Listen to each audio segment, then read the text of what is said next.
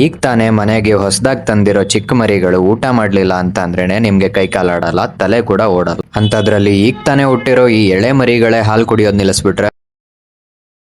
Hello, ನಾನು ನಿಮ್ಮ Suhas from red rush channels. Last 8 years ಇಂದ ನಾನು ಜರ್ಮನ್ ಶೆಪರ್ಡ್ ಬ್ರೀಡಿಂಗ್ ಮತ್ತೆ ಡಾಗ್ ಟ್ರೈನಿಂಗ್ ಮೇಲೆ ವರ್ಕ್ ಮಾಡ್ತಿದ್ದೀನಿ. ಇವತ್ತು ನಾನು ನಿಮ್ಗೆ ಹೇಳ್ಕೊಡ್ತಿರೋ ವಿಷಯ ಮರಿಗಳಿಗೆ ಹೇಗೆ ಟ್ಯೂಬ್ ಫೀಡಿಂಗ್ ಮಾಡಬೇಕು ಅಂತ. ಈ ವಿಷಯ ತುಂಬಾ ಕಾಂಪ್ಲಿಕೇಟೆಡ್ ಆಗಿರುತ್ತೆ, ಎಲ್ಲೂ ಸ್ಕಿಪ್ ಮಾಡಬೇಡಿ, ಕಂಪ್ಲೀಟ್ ವಿಡಿಯೋ ನೋಡಿ. ಇದೇ ವಿಷಯದ ಬಗ್ಗೆ ನಾನು ನಿನ್ನೆ ಸ್ಟೋರಿಗೆ ಕೂಡ ಹಾಕಿದ್ದೆ. ಯಾರಿಗಾದ್ರೂ ಟ್ಯೂಬ್ ಫೀಡಿಂಗ್ ಮಾಡೋದಕ್ಕೆ ಗೊತ್ತಾ ಅಂತ. ಎಷ್ಟೋ ಜನಕ್ಕೆ ಮರಿಗಳಿಗೆ ಟ್ಯೂಬ್ ಫೀಡಿಂಗ್ ಕೂಡ ಮಾಡಬಹುದು ಅಂತಾನೆ ಗೊತ್ತಿಲ್ಲ. ಜನರಲಿ ಪ್ರೆಗ್ನೆನ್ಸಿ ಟೈಮ್ ಅಲ್ಲಿ ಅಡಲ್ಟ್ ಫೀಮೇಲ್ಸ್ ಗೆ ಏನಾದ್ರೂ ಕಾಂಪ್ಲಿಕೇಶನ್ಸ್ ಆಗಿದ್ರೆ ಈ ತರ ವೀಕ್ ಮರಿಗಳು ಹುಟ್ಟೋ ಚಾನ್ಸಸ್ ಇರುತ್ತೆ. ಈ ಮರಿಗಳಿಗೆ ಹಾಲು ಕುಡಿಯೋದಕ್ಕೂ ಎನರ್ಜಿ ಇರಲ್ಲ. ಇದು ಒಂದ್ ಸಿಚುವೇಶನ್ ಆದ್ರೆ, ಇನ್ನೊಂದ್ ಸಿಚುವೇಶನ್ ಅಲ್ಲಿ ಫೀಮೇಲ್ ಮಿಲ್ಕ್ ಅಸಿಡಿಕ್ ಆಗಿರುತ್ತೆ. ಇದನ್ನ ಜನರಲ್ ಆಗಿ ಮಿಲ್ಕ್ ಪಾಯ್ಸನಿಂಗ್ ಅಥವಾ ಮಿಲ್ಕ್ ಇನ್ಫೆಕ್ಷನ್ ಅಂತ ಅಂತಾರೆ. ಮಿಲ್ಕ್ ಇನ್ಫೆಕ್ಷನ್ ಬಗ್ಗೆ ನಿಮ್ಗೆ ಡೀಟೇಲ್ಡ್ ಎಕ್ಸ್ಪ್ಲನೇಷನ್ ಬೇಕಂತ ಅಂದ್ರೆ ಮಿಲ್ಕ್ ಇನ್ಫೆಕ್ಷನ್ ಅಂತ ಕಮೆಂಟ್ ಮಾಡಿ, ನಾನು ನೆಕ್ಸ್ಟ್ ವಿಡಿಯೋದಲ್ಲಿ ಹೇಳ್ತೀನಿ. ಈಗ ವಾಪಸ್ ಟಾಪಿಕ್ ಗೆ ಬರೋಣ. ನಿಮ್ಗೆ ಟ್ಯೂಬ್ ಫೀಡಿಂಗ್ ಮಾಡೋದಕ್ಕೆ ಫಸ್ಟ್ ಬೇಕಾಗಿರೋದು RL ಟ್ಯೂಬ್. ನಿಮ್ಗೆ ಇನ್ ಕೇಸ್ ಫೀಡಿಂಗ್ ಟ್ಯೂಬ್ ಸಿಕ್ತು ಅಂತ ಅಂದ್ರೆ ನಿಮ್ಮ ಒಳ್ಳೇದು, ನೀವು ಎಲ್ಲಿ ಬೇಕಿದ್ರು ಅದು ತರಿಸ್ಕೊಂಡು ಅದನ್ನೇ ಯೂಸ್ ಮಾಡ್ಬೋದು. ಬಟ್ ಎಲ್ಲಿ ನಾನು ಕೇಳೋದ್ನೋ ಅಲ್ಲೆಲ್ಲೂ ಅದಿರ್ಲಿಲ್ಲ.